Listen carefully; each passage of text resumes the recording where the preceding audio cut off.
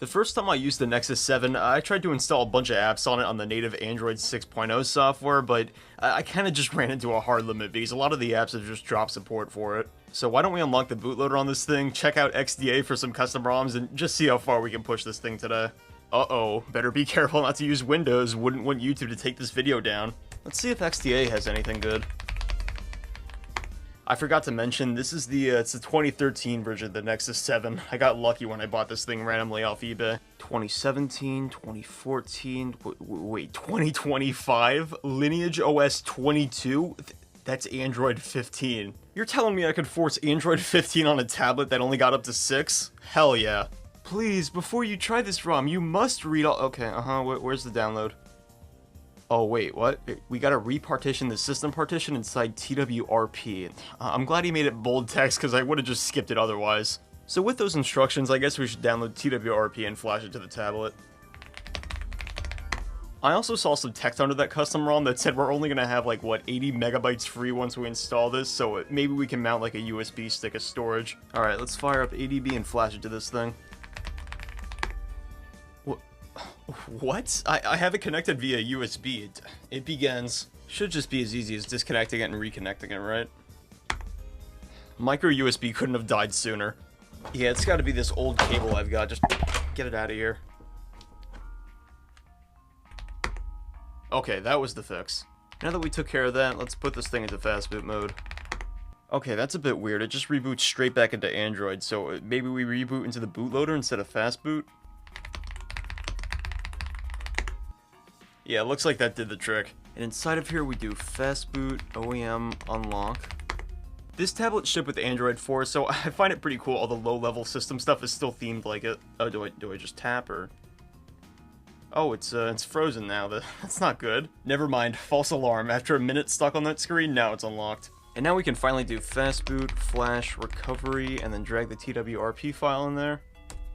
Okay, let's reboot into TWRP. There we go. We did it right. I mean, did I do it right? It's kind of just stuck on this screen. I'm starting to think this thing has an eMMC issue. Unable to mount system, unable to mount... Okay, so it just runs that script and then crashes? When I've ran into this problem in the past, usually the way I fix it is just by flashing an older version of TWRP. Let's go for 3.4 instead. And 3.4 actually doesn't have us in a boot loop this time. And with the recovery environment working, let's flash over sysrepart to what, 1380. It's gotta be 1480, but maybe we can edit it. Oh, I see. So 1480 is for OpenG apps, and 1380 is just the baseline. And you know what? I'm just gonna leave it on 1380 because this thing doesn't need any extra overhead. I'm hoping that we can just paste this file inside the directory, right? Oh, no. Okay, new idea. I guess we'll just push it to the SD card. And by SD card, I really just mean the internal directory of the Android tablet. And finally, we can flash Android 15 to this thing and see just how bad it runs. The download speed for this is kinda slow, so I was taking a look at XDA again, and I think I just missed another thing. We gotta use this custom version of TWRP to install this, which, good catch, because I would've just wasted like 30 minutes.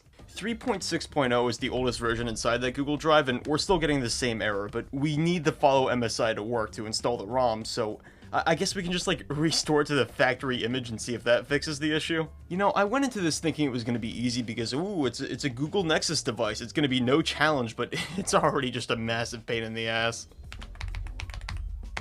If this ends up not working, I think the next thing to do is use an older version of like the Android platform tools. I was just going through the back of my head trying to troubleshoot this thing to the best of my ability, and it actually worked. Now we're booting the new version of TWRP. And I can even just drag and drop the files inside of the tablet once it's connected, so I guess the partitions were like messed up or something. Now we ADB sideload, and pray it works. The command exited with 0.97x transfer, which doesn't sound like 100, but on the tablet itself it says updater process ended with error 1, so not really sure if it's gonna work, but I guess we'll find out. Yeah, that's not the Lineage OS boot logo. We did something wrong. Was doing some more reading on XDA, and it turns out the thing where I got the information where, oh, we only need 1380, that's for a different Lineage OS version. We gotta scroll down a bit more and get this file. Unable to unmount all partitions. Oh, we gotta run it from /tmp. And we get another error because it's connected to MTP. Man, this thing is picky. Third time's the charm? There we go. I feel like I've repeated myself 8 times at this point, but let's see if it works now. And this time, the script actually succeeded, so we should be seeing Lineage OS, maybe?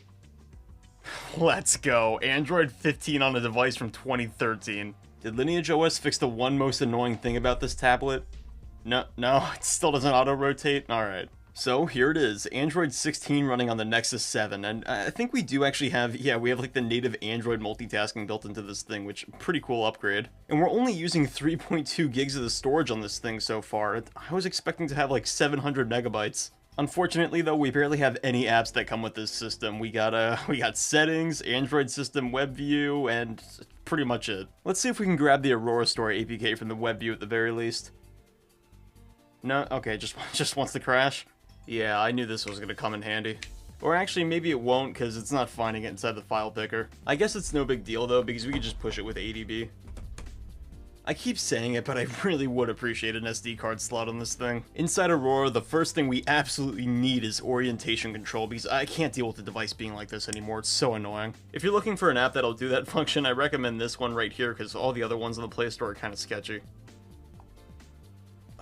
Thank you. Compared to the largest smartphones we got today, the screen size is a bit wider, so it's really nice to use this thing in landscape. Because of the overhead, we're not going to use the Play Store on this thing. I mean, it's running Android 15, so we're going to use Aurora Store to download apps like Chrome. Let's do an intensive game too, because why not? Yeah, you see how everything kind of takes an extra couple seconds to load? Wonder how long it's going to take to load YouTube. 6 seconds to load the homepage. Not bad. What about playing a video? Oh, by the way, I'm filming this when I have a guideline strike and I can't touch my YouTube channel. How fun. 7 seconds to play the video. That's really good, actually. Unfortunately, the performance at 720p isn't really that solid. You can see how, like, the screen's tearing. We're skipping a frame every so often. It's usable. What about multitasking with another Chrome window while watching a YouTube video, though? I'm browsing Amazon on the right and playing the video on the left, and now it's slowed down to buffering every 10 seconds, so I don't really think you can multitask on this device. With the default Android 6, we were locked out of Roblox on this tablet, but now that we have Android 15, we can run it just terribly. It's not going to be good. Watch.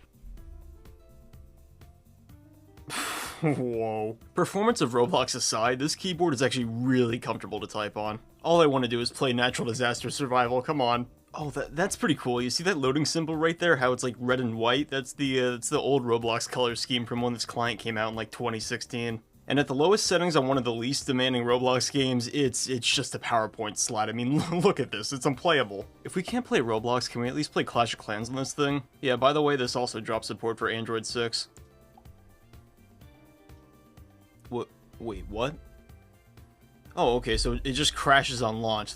It's the first time I've seen that on a custom ROM device. So, the Nexus 7 on Android 15, pretty usable. I mean, don't get me wrong, it's not very fast, like intensive games like Roblox run slow, Clash of Clans won't launch at all, but for basic tasks like browsing the web, watching a light YouTube video, it's still a pretty nice tablet today. But Lineage OS isn't the only ROM out there. There's way more weird stuff for us to take a look at. I asked a bunch of viewers on my Twitter, shameless plug, go follow me, what custom ROM I should install on the Nexus 7, and I got a bunch of requests, but unfortunately a lot of these, the mirrors are just down. So I did find this one where it says Pixel Experience, which I actually haven't used that ROM before, so this will be something new. Oh no, the image is removed. I've tried pretty much every other ROM people suggested, and oh, damn it, yup, it's on Android file host. Watch this not work.